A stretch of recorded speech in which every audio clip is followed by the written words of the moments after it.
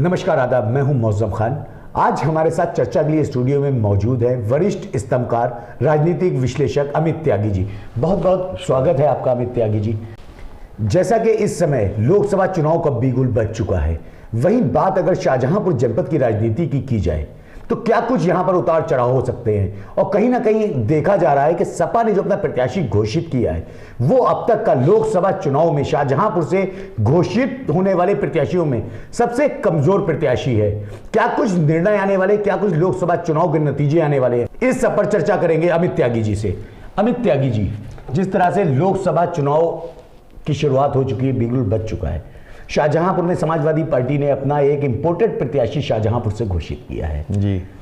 बाहर से लाए हैं राजेश कश्यप, कई और चेहरे भी थे। क्या लगता है क्या वजह हो सकती है जो शाहजहांपुर में लोकसभा प्रत्याशी सपा ने इतना कमजोर उतारा है? देखिए, बहुत बहुत धन्यवाद आपका मौसम भाई, आज आपने हमें यहाँ समय दिया, और आपके सभी दर्शकों को मेरा नमस्कार। आप एक प्रश्न आपका ये है कि शाहजहांपुर से सपा का प्रत्याशी घोषित हुआ है और वो आपको कमज़ोर प्रत्याशी लग रहा है।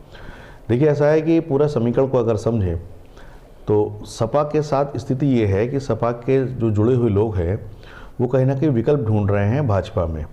काफ़ी लोग जा चुके हैं, काफ़ी लोग के लिए सुगबुगाहट रहती है कि वो जा सकते हैं। तो ऐसे में सपा के साथ हमने देखा है कि उसके लिए अपने प्रत्याशी चयन और अपने कार्यकर्ताओं को जोड़े रखना एक बड़ी समस्या बन रही है। जैसे हमने मेयर के चुनाव में देखा था, सपा ने एक प्रत्याशी को घोषित किया और बाद में उस प्रत्याशी से समन्वय भाजपा का बना और वो भाजपा के प्रत्याशी हो गए और वर्तमान में भाजपा से मेयर हैं। तो सपा इस समय ये चाह रही है, जैसा कि मुझे लगता है कि उसको लगता है कि किसी मजबूत प्रत्याशी को लाए और उसका बाद में समन्वय भाजपा से बन जाए और वो सपा को छोड़ के चले जाए और उसके बाद उनकी किरकिरी हो जाए। तो इससे बेहतर है किसी कमज़ोर प्रत्याशी को ला के उसको वहाँ पर एक रख लें, प्रत्याशी उसको घोषित कर दें। अब वो प्रत्याशी उनका चुनाव तक रहेगा या नहीं रहेगा ये तो सपा का आलाकमान जानता होगा, लेकिन जैसे कि हम लोग कभी कभी ट्रेन में या बस में चढ़ते हैं और सीट घेरने के लिए रुमाल रख देते हैं, तो ऐसा लगता है कि रुमाल तो सपा ने पहले रख दिया है। बात अगर शाहजहांपुर के ही अन्य प्रत्याशियों की जाए, भाजपा में भी अभी तक कोई निर्णय नहीं लिया गया। जहां पूर्व सांसद रही कृष्णा राज की बात की जाए तो कृष्णा राज लगातार पिछले 5 सालों में पार्टी में किसी पद पर ना रहकर भी लगातार पार्टी के लिए निर्वहन कर रही हैं, कार्यक्रमों में शामिल हो रही हैं जी। तो क्या लगता है, अरुण सागर जी को लेकर जनपद में चर्चा रहती है कि पब्लिक उन्हें जानती नहीं, पब्लिकली उनका टच नहीं है। कई बार इस तरह की चर्चाएं भी हुई कि वो मिसिंग है, कहीं नज़र नहीं आते अरुण सागर। क्या इस बार लगता है कि कृष्णा राज को टिकट मिलेगा भाजपा से? देखिए, दो इस प्रश्न को के दो एक कोण हैं, दो एंगल हैं।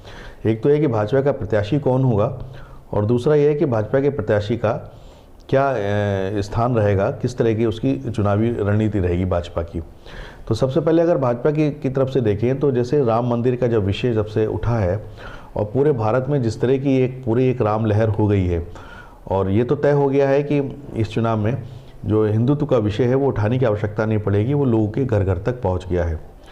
प्राण प्रतिष्ठा के दिन जो विपक्षी दल थे उन्होंने वहां पर जाना ठीक नहीं समझा। इसके द्वारा एक ये तो तय हो गया कि जो लोग ये मानते हैं, विपक्षी दल ये अपनी वोटर को ये संदेश दे रहे हैं कि हम हिंदुत्व वाले विषय से दूर हैं। यानी कि एक पक्ष है जो मोदी का समर्थक है, एक पक्ष है जो मोदी का विरोधी है। तो मोदी के समर्थक वाला विषय तो हिंदुत्व के द्वारा प्राण प्रतिष्ठा वाले दिन पहुंचा, मोदी के विरोधी लोग नहीं पहुंचे। जबकि विपक्ष के रूप में हम देखें, विपक्ष के लोगों को वहां पर जाना चाहिए था। वो कार्यक्रम जो रामलला की प्राण प्रतिष्ठा का कार्यक्रम था उसको उन्होंने भाजपा का कार्यक्रम खुद ही घोषित कर दिया, जबकि वो स्वयं वहाँ पर जाते, वहाँ पर रहते और उसके बाद जो भी उनकी जनता से शिकायतें थी, भाजपा से शिकायतें थी या जो भी उनकी चीज़ें थी उस बात को वो रखते। कम से कम जो व्यक्ति मोदी का वोटर है और वो चाहता था कि मोदी का विकल्प ढूंढे, उसके पास एक विकल्प होता। अब ये सामान्य सी बात जो है विपक्ष को समझ में नहीं आ रही है कि जब तक आप मोदी के वोटर में डेंट नहीं करेंगे आप कैसे जीतेंगे। आपको उनके उस वोटर में डेंट करना ही पड़ेगा आपको अपने वोटर को बढ़ाने के लिए, और वो फ्लोटिंग वोटर है, वो विकल्प तलाशता है। विकल्प विपक्ष ने खुद बंद कर दिया। इसीलिए जैसे मैं अक्सर कहता भी रहता हूँ, मैंने इस पर कई विषयों पे लेख भी लिखे हैं कि भारत में अब सत्ता परिवर्तन की नहीं, शायद विपक्ष परिवर्तन की आवश्यकता है। राहुल गांधी की न्याय यात्रा चल रही है जी। क्या लगता है इसका कुछ प्रभाव देखने को मिलेगा लोकसभा चुनाव में? देखिए, राहुल गांधी जो हैं एक यात्रा के द्वारा पूरे भारत में भ्रमण कर रहे हैं और उनके साथ लोग भी जुड़ रहे हैं। खास बात यह है कि जब पूरे भारत में एक चर्चा होती, विमर्श बनता है, तो मोदी के सामने राहुल गांधी का नाम आता है। तो राहुल गांधी को कुछ लोग पसंद करें या नापसंद करें, लेकिन ये तो तय है कि मोदी के सामने अगर कोई चेहरा इस समय भारत में विमर्श का विषय बनता है तो वो राहुल गांधी है। तो राहुल गांधी की यात्रा के द्वारा उन्होंने अपने आप को व्यक्तिगत रूप से तो काफ़ी अच्छा स्थापित कर लिया है, एक उनका नेटवर्क भी बड़ा तैयार हो गया। इससे उनकी कांग्रेस पार्टी को कितना फ़ायदा होगा, अब ये तो भविष्य के गर्त में है कि भविष्य में देखना पड़ेगा कि क्या है। और ख़ास बात यह है कि जिस तरह से वो एक उनका समन्वय बन रहा है, बाकी गठबंधन बन रहा है, जैसे उत्तर प्रदेश में भी 17 सीटों पे गठबंधन सपा से हुआ है। ये गठबंधन कितना दूर तक जाएगा, क्या रहेगा, जैसे गठबंधन होने में ये होता है कि अगर 2 पार्टी का गठबंधन होता है तो सिर्फ एक प्रत्याशी लड़ता है, तो जो दूसरी पार्टी का प्रत्याशी जो तैयारी कर रहा होता है, कहीं ना कहीं उसके अंदर एक ऐसा वातावरण बनता है, उसके दिमाग में कुछ ऐसा उसका मन बनता है कि वो कहीं और जाए और किसी और से मिल जाए। तो ऐसे समय पे गठबंधन का नुकसान भी होता है। एक निदा वाली साहब का शेर है कि 2 और 2 का जोड़ हमेशा 4 कहाँ होता है, सोच समझ वालों को थोड़ी नादानी दे मौला। इंडिया अलायंस हुआ, मायावती अलायंस से दूर है, क्या लगता है कि अब मायावती का अकेले चुनाव लड़ना इंडिया अलायंस को कहीं ना कहीं कमज़ोर करेगा? देखिए, ये तो बात है कि अगर विपक्ष संयुक्त रूप से लड़ता है तो वो कागजों में मजबूत दिखता है, लेकिन जब प्रत्याशी ज़्यादा होते हैं तो आप किसी को बेहतर टक्कर दे पाते हैं। कुछ वोट इधर कट जाते हैं, कुछ वोट उधर कट जाते हैं और उसके बीच में एक रास्ता बनता है। ये जो आमने सामने की लड़ाई वाली होती है, इस चुनाव में तो सीधे सीधे हो गया कि जब विपक्ष के लोग राम मंदिर के विषय पे या वहाँ अयोध्या में नहीं गए, तो एक पक्ष वो है जो राम का समर्थक है, दूसरा पक्ष राम का विरोधी बन जाएगा। तो ये तो विषय धर्म पे लाके विपक्ष ने ही खड़ा कर दिया। विपक्ष अगर अयोध्या वाले विषय पे या उस 22 जनवरी को वहाँ पर मौजूद होता तो ये धर्म पे ना आके ये मुद्दों पे चुनाव हो सकता था।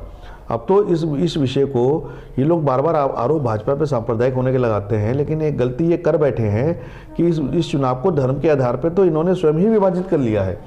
अब इसका विकल्प ही क्या बचा है? अच्छा, जहाँ तक देखा जाए लोकसभा चुनाव में डर का माहौल बना दिया गया है।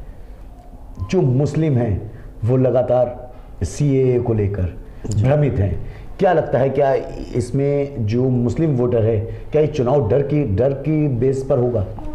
देखिए, ये तो है कि जिस तरह के विषय उठे हैं, राम मंदिर का विषय उठा, वो तो चलिए एक आस्था का विषय हो गया।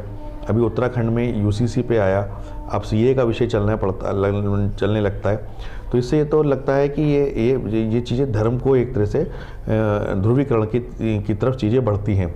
उसके बाद जिस तरह से विपक्ष ने राम मंदिर और इन चीज़ों से दूरी बनाई, तो वो भी चाहता है कि जो वोटर भाजपा का नहीं उसकी तरफ जाए।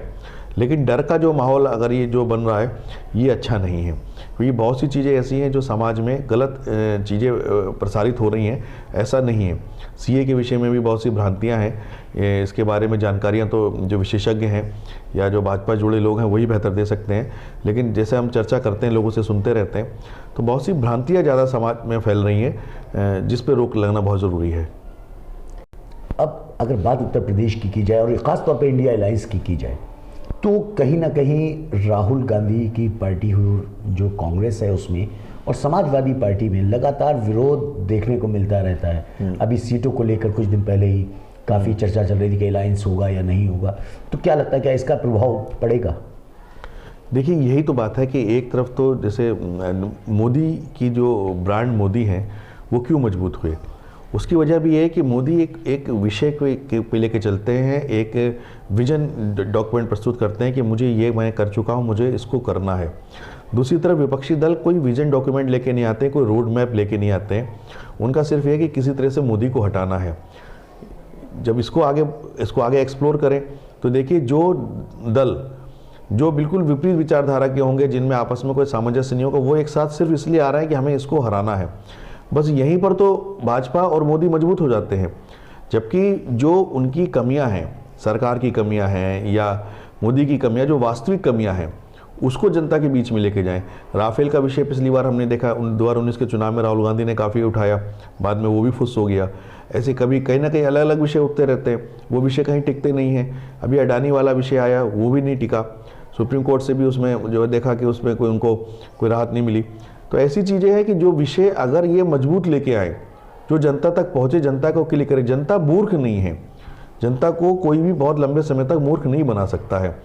कोई मजबूत विषय लेके आए, उसको जनता के बीच में उठाएं।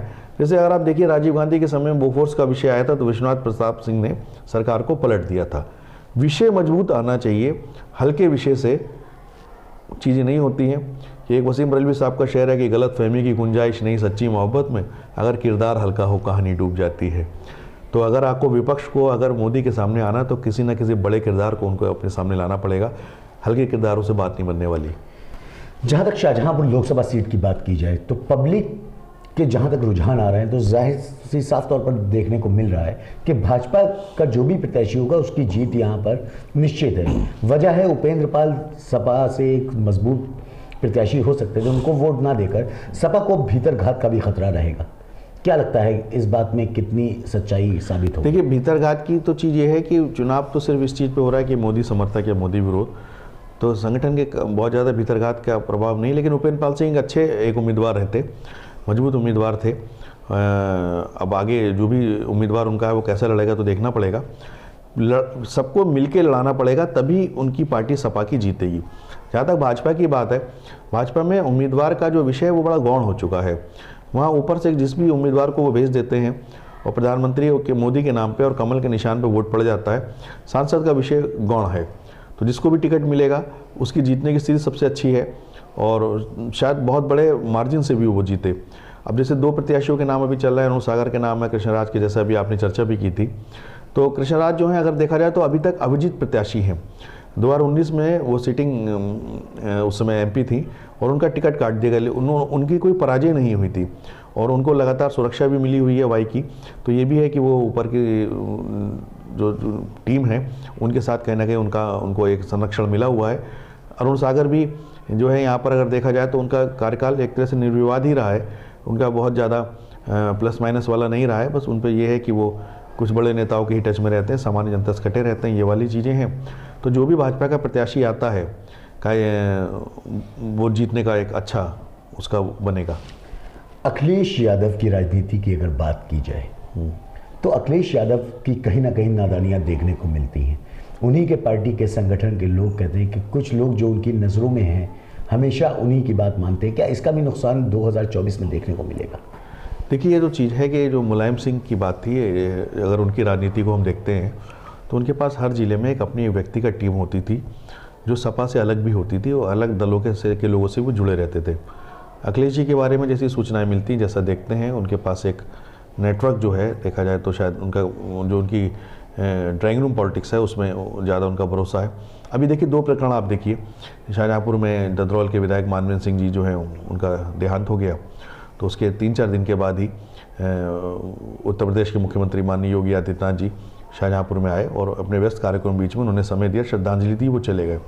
दूसरी तरफ सपा में आप देखें कि शाहजहाँपुर की राजनीति के एक कद्दावर नाम रहे बाबू सतपाल सिंह यादव की पत्नी, उनका निधन हुआ और उनके दोनों बेटे सपा में एक अच्छे उसमें रहे, विधायक रहे और सांसद और एमएलसी रहे दूसरे बेटे उनके। लेकिन अभी तक अखिलेश यादव वहाँ नहीं पहुँचे हैं। संदेश जो है कार्यकर्ताओं में ये अच्छा नहीं है। तो शायद ऐसा तो नहीं लगता कि अखिलेश यादव जो हैं योगी आदित्यनाथ से ज़्यादा व्यस्त होंगे। तो इसे छोटे छोटे राजनीति के संदेश होते हैं, इसके द्वारा वो क्या संदेश दे रहे हैं मेरे समझ में नहीं है, लेकिन उनको आना चाहिए था।